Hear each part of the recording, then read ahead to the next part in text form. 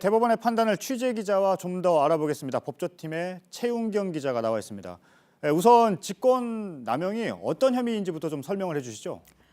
네, 우선 직권남용죄는 공무원에게만 적용됩니다. 예. 그 공무원이 자신이 직무상 갖고 있는 권한을 남용해서 다른 사람에게 의무 없는 일을 하게 하거나 다른 사람의 권리를 방해한 때 성립됩니다.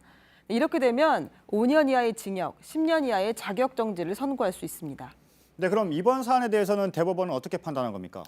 네, 앞에 전해드린 리포트를 좀 자세히 풀어볼 필요가 있습니다. 예. 김기춘 전 실장이 조윤선 전 정무수석, 그리고 김상률 전 교육문화수석 등을 통해 진보단체에 지원금을 주지 말라고 했고 이 지시가 문체부 공무원, 예술이, 영진이 등에 하달돼 실제로 지원에서 배제됐습니다.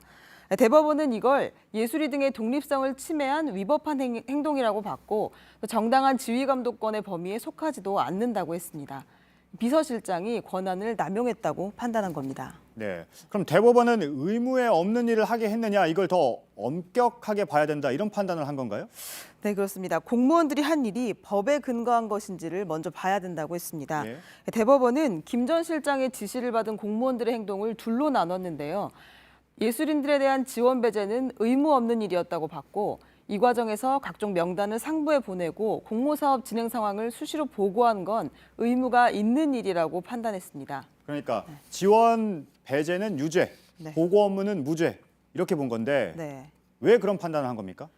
네, 지원 배제는 기본적으로 공무원이 할 일이 아니라고 본 겁니다. 예. 네, 반면에 각종 보고를 하는 건 자연스러운 업무라고 해석을 했습니다. 대법원은 공무원이 다른 부서나 기관과 협조하는 건 일반적인 일이라고 판단을 했습니다. 타 부서나 상부의 요청을 받고 의견을 교류하는 걸 의무 없는 일이라고 단정하기는 어렵다는 겁니다. 네, 오늘 대법원의 판단이 다른 사건에도 영향을 줄 수가 있는 거죠? 네, 환경부 블랙리스트 혐의로 재판을 받는 김은경 전 장관, 사법농단에 연루된 양승태 전 대법원장, 유재수 감찰무마 사건 등으로 기소된 조국 전 장관 등이 영향을 받을 수 있습니다.